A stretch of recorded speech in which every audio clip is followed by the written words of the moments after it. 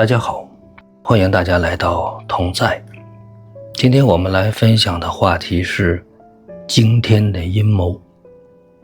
那么我们今天还是要延续前几期的节目，我们所分享的马太福音28章中的信息。我们之前一直在跟大家分享马太福音第28章中第1节到第9节耶稣复活的这段故事。当然了，我们经过几期的分享，解决了很多的问题，但是也遗留了一些问题。最核心的这个问题就是说，马太福音中的这一段独有的记载，为什么只有他知道，别的门徒却不知道？因为4福音书来说，每一卷书都有它独有的记载，这个并不奇怪。但是针对马太福音的这一段独有的记载，其他的福音书却说他们并不清楚这件事情，这个就很奇怪了。如果是说作者觉得这一部分不重要，他忽略掉了，因为4福音书所强调的重点不一样，这个没有关系。但是呢，只有马太知道，其他人却不知道，这个我们就要好好的去研究一下了。那么今天我们要解决这个问题，就必须参考圣经的上下文，就是继续往后面读，也就是马太福音的第28章中的第11节到第15节。我们今天要分享这一段，分享这一段之后，我们才能反过来推算前面28章前面的头几节中这段独有的记载到底是怎样产生的。那么可能这样说话比较绕，我们还是从经文开始，我们从经文，然后呢再进行拆解和解读。我们首先来看圣经马太福音28章第11节到第15节，这里边都在讲些什么？因为前面第1节到第10节讲的是耶稣复活这段故事，那么后面还有些什么要交代的呢？就是今天我们要着重看的。首先我们看28章第11节到第15节，他们去的时候，看守的兵有几个进城去，将所经历的事都报给祭司长。祭司长和长老聚集商议，就拿许多银钱给兵丁，说：你们要这样说，夜间我们睡觉的时候，他的门徒把他偷去了。倘若这话被巡抚听见，由我们劝他，保你们无事。兵丁受了银钱，就照所嘱咐他们的去行。这话就传在犹太人中间，直到今日。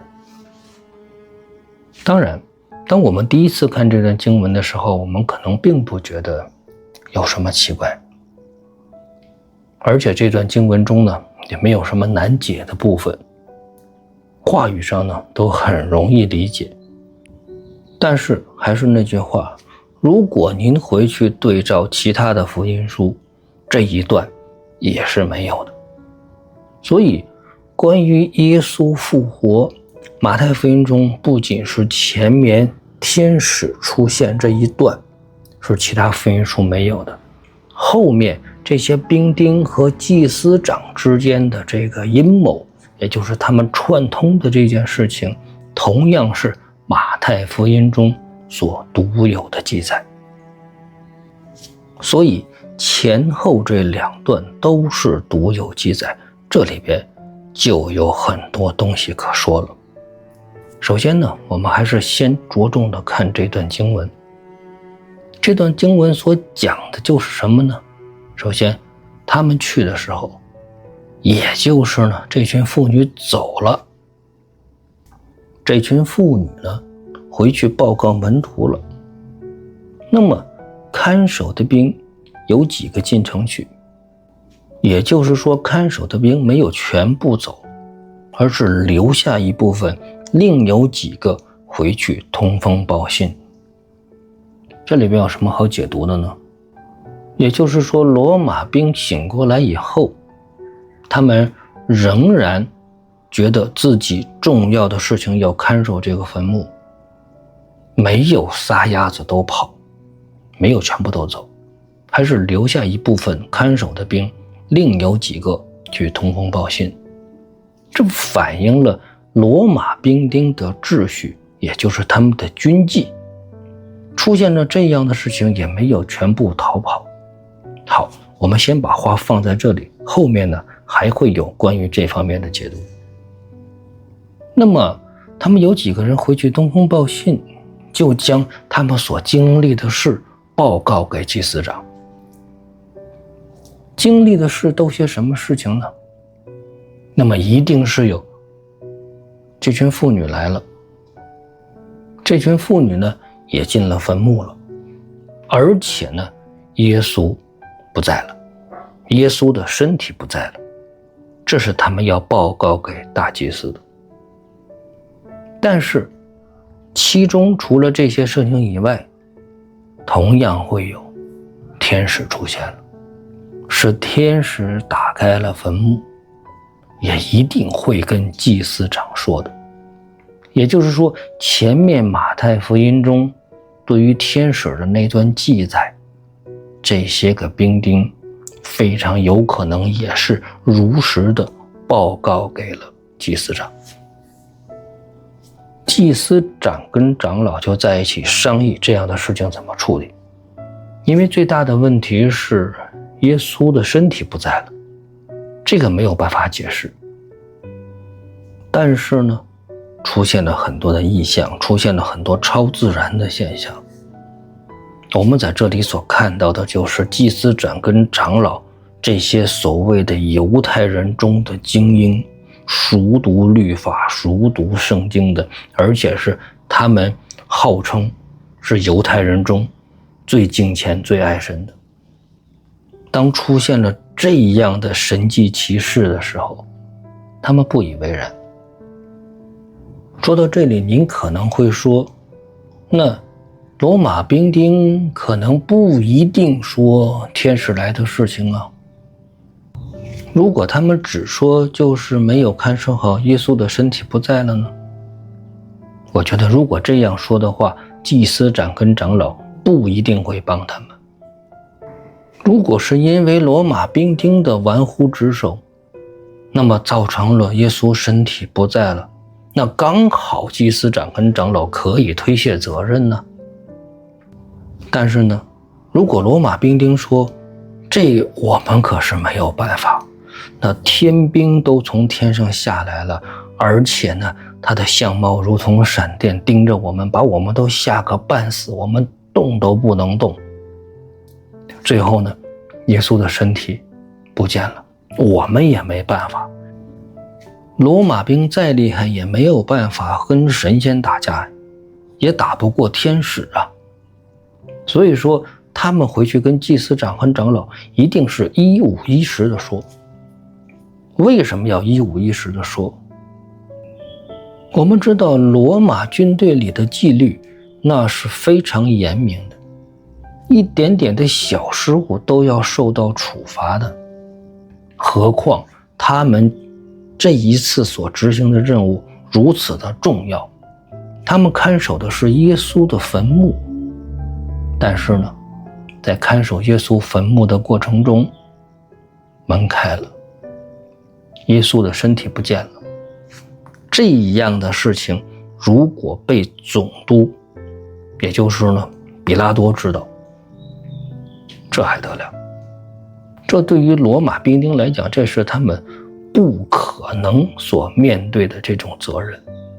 也就是说呢，他们如果回去告诉这个比拉多，告诉巡抚的话，那很可能都是死罪。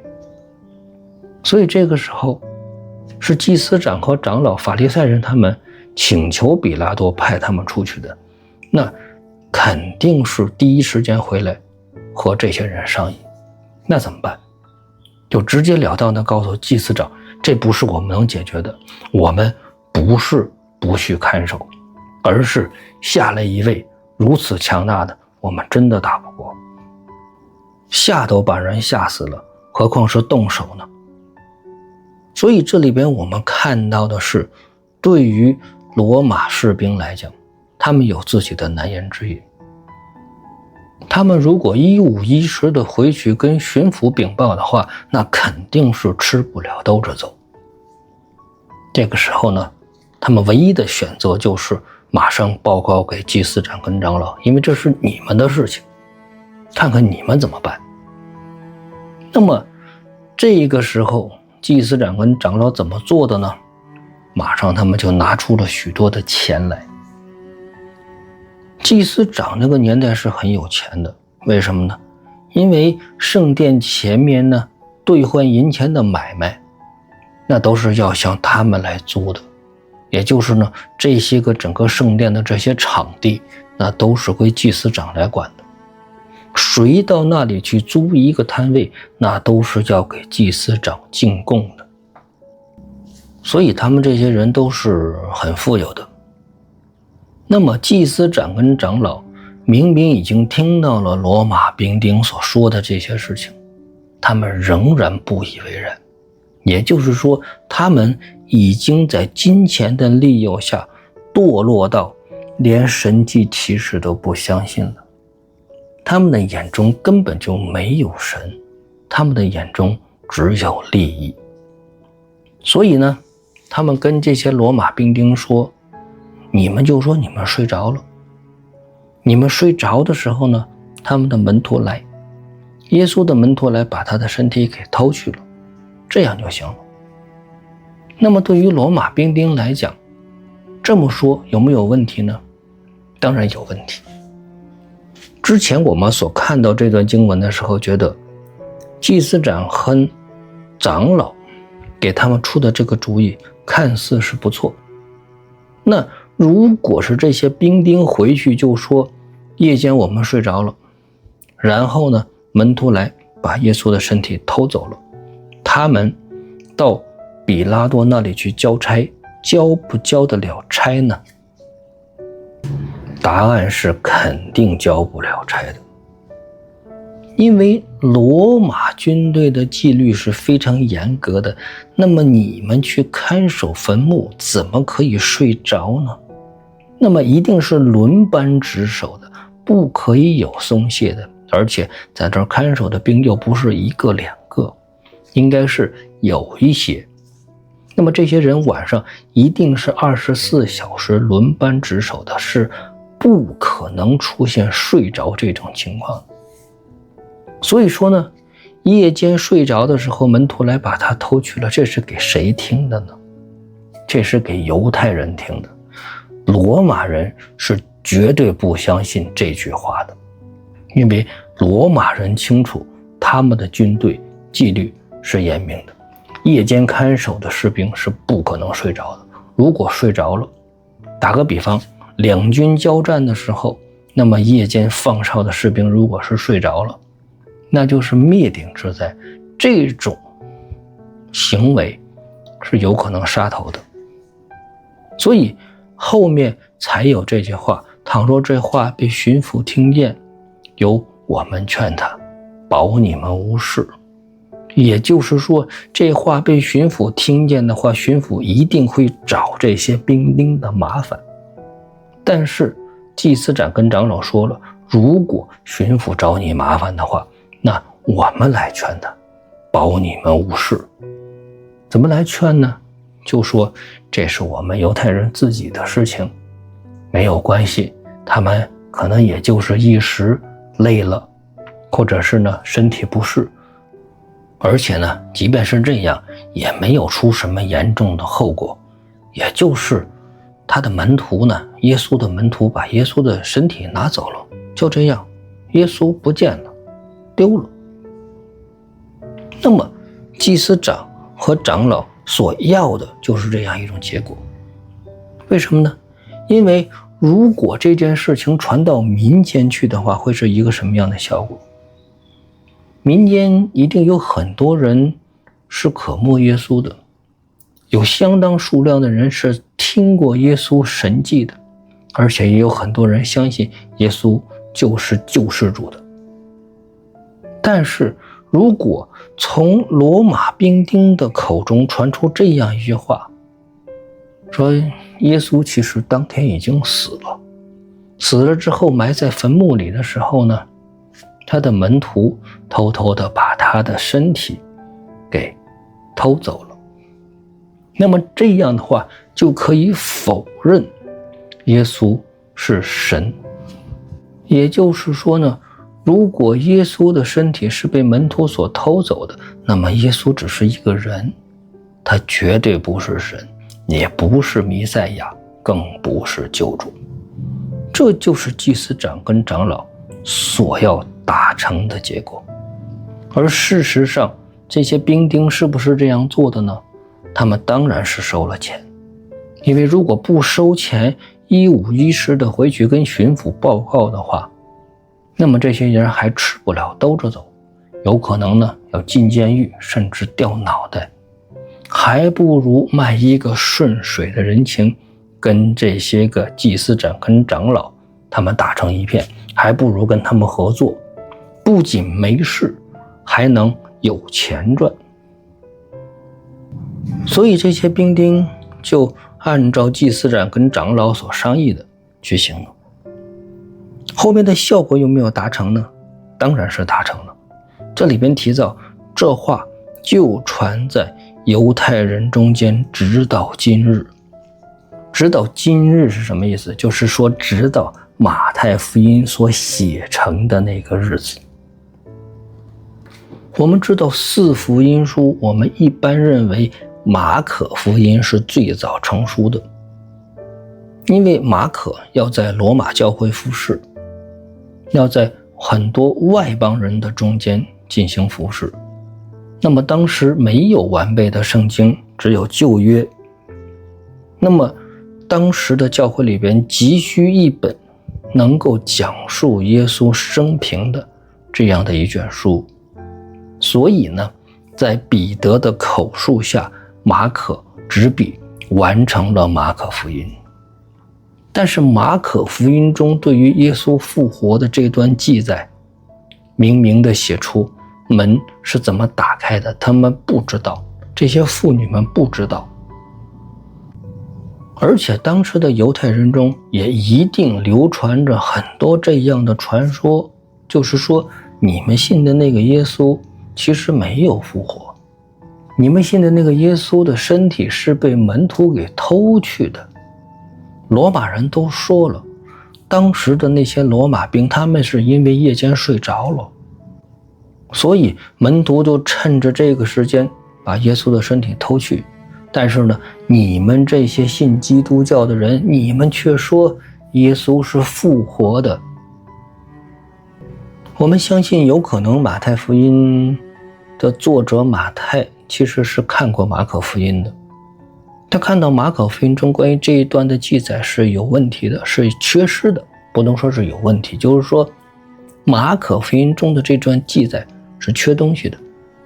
而且呢，犹太人中间的确是有这样不好的传说，有这样的谣言存在，这是祭司长跟长老的阴谋，大阴谋。所以马太对于这件事情来讲，他一定是有必要出来澄清的。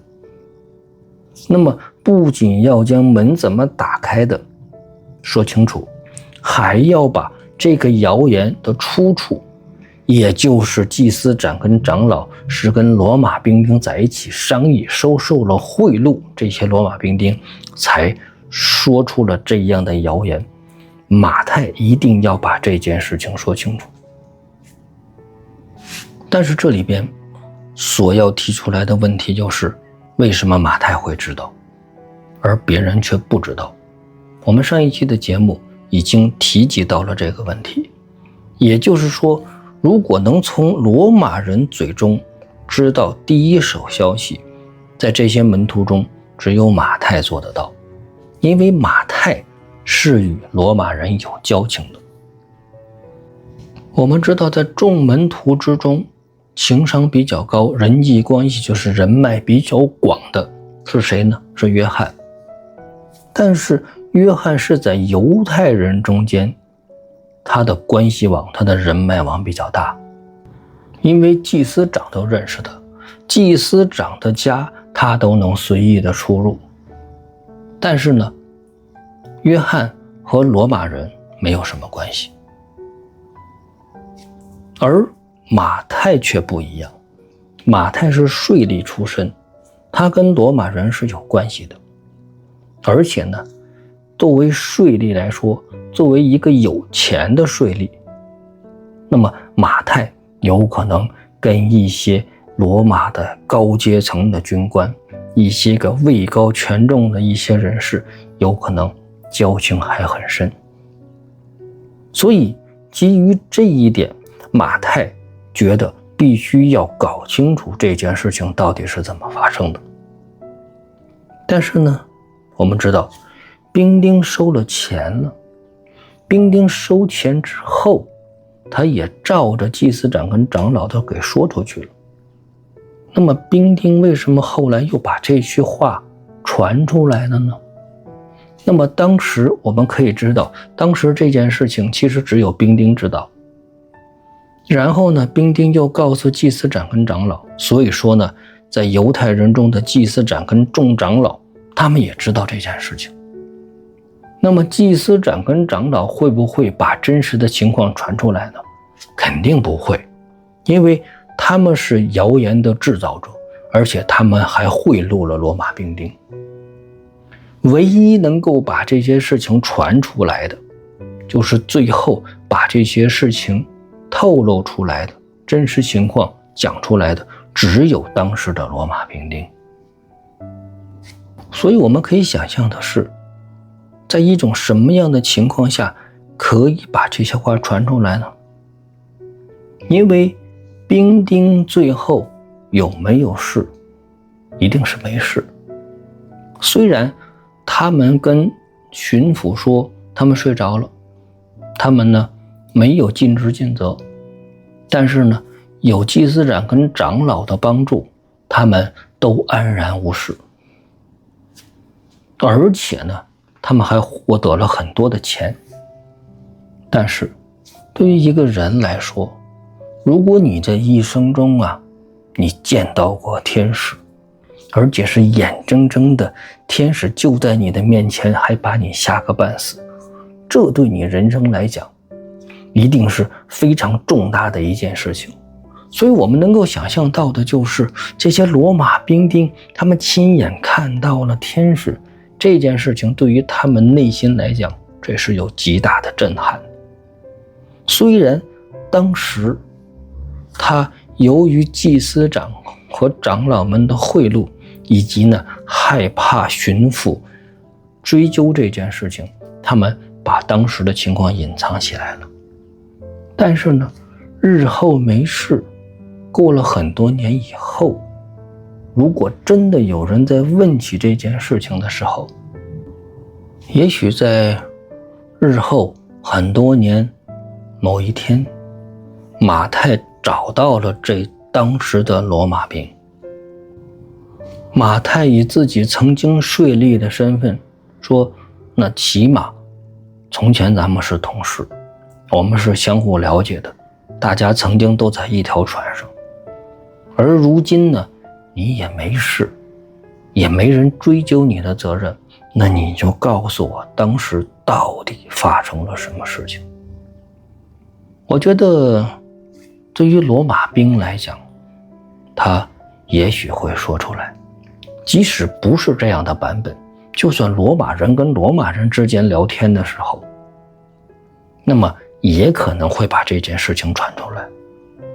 因为如果同样是罗马兵的话，他就会问当时的那个真正在墓门口执勤的这些罗马兵，他说听犹太人讲，你当天晚上睡着了，我知道你这个人呢，你们是不可能睡着的，你们为什么要撒谎呢？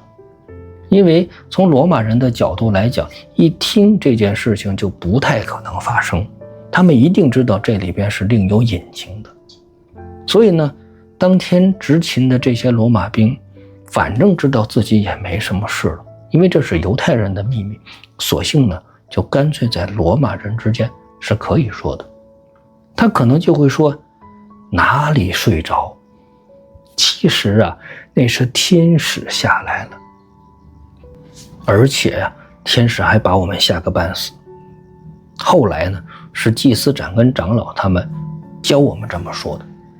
所以说不管是哪一个版本，不管是马太直接问的这些罗马兵，还是这罗马兵跟自己信得过的人说过这件事情，对于马太得到这个消息之后，马太是可以判断的。马太能够判断的就是这些罗马兵所说的是真的。原因就是第一，马太了解罗马人，马太跟罗马人共事过。第二，就是有可能马太真的他的朋友或者他认识的人，他所了解的人其实就参与过这件事情，或者直接听到过这件事情。所以这是马太能够信任这些罗马人所讲出来的这些事情是真的，这样的一个原因。所以当马太得知了真相之后，而且他也确信这一定是真相的时候，那么他就可以在圣经中，在福音书中把这些事情记载下来，为的就是告诉后人一个真相。因为马太福音中说，至今呢这样的谣言呢还在流传着，也就是说马太觉得自己有责任来拨乱反正，自己有责任把真相还原给普罗大众。我们知道初代教会就有很多的异端，也有很多人抵挡福音。那么如果这样的一个谣言，一个传说一直在犹太人中间流传的话，那么是不利于福音的传播的。所以说马太做这件事情就是要消除人们对这件事情错误的认识。而且呢，由于马太特殊的身份，他能够获取第一手的材料，能够从罗马人的口中知道当时真正的情况是怎样的，然后又记录在圣经之中。所以我们能够看到圣经是多么奇妙的一本书。耶稣在拣选门徒的时候是有何等的高于人的智慧。虽然人在制造各种的谣言，但是神的道路高过人的道路。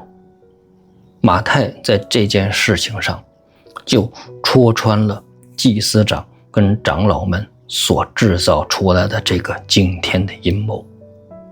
那么这就是这卷书中所带给我们的这段独有的记载的意义。好了，到今天为止，我们终于把马太福音28章中的这一部分的耶稣复活的这一段故事跟大家分享完了。希望呢大家能够回去重新的读一读这段经文，也把四福音书中平行的记载也都对照着读一下。我们所提出的这些观点，我们的解读很可能呢也是不完全的，但是呢感谢神能让我们有这样的领会。圣经是深不见底的，如果是您在读这段经文的时候还有什么其他的亮光更深的领会，也欢迎大家留言分享。那么同在是一个研经解经的频道，我们希望在主里，在圣经话语的理解上，我们能够在一起有更多的分享，这就是这个频道的初衷。感谢神，同在，我们下一期见。